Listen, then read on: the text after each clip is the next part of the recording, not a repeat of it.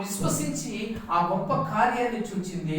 ఆ విశ్వాసాన్ని బట్టి నీవు కూడా విశ్వసించినట్లయితే నువ్వు అనుకుంటున్నావు కదా, ఎందుకు నాకు ఈ బ్రతుకు,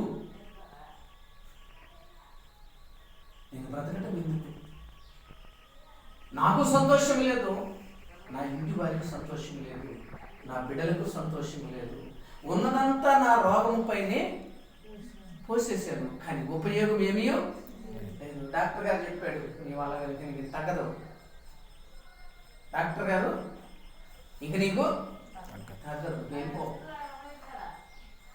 అన్నప్పుడు తగ్గించాను ఒక ఆయన ఉన్నాడు, నీ బాధ ఎరిగిన ఆయన ఒక ఆయన ఉన్నాడు, నీ పరిస్థితి ఎరిగిన వాడు ఒక ఆయన ఉన్నాడు. ఎవరంటే నిన్ను నన్ను మనందరిని సృష్టించిన సృష్టికర్త ఒక ఆయన ఉన్నాడు.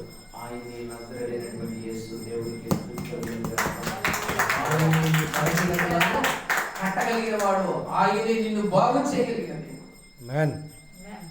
ఆయన రక్తంలో నీకు స్వస్థత ఉంది. అందుకని యోబు గారు ఏం చేస్తా ఉన్నాడట, ఇంకెందుకు నేను బ్రతకటం అనుకున్నాడు.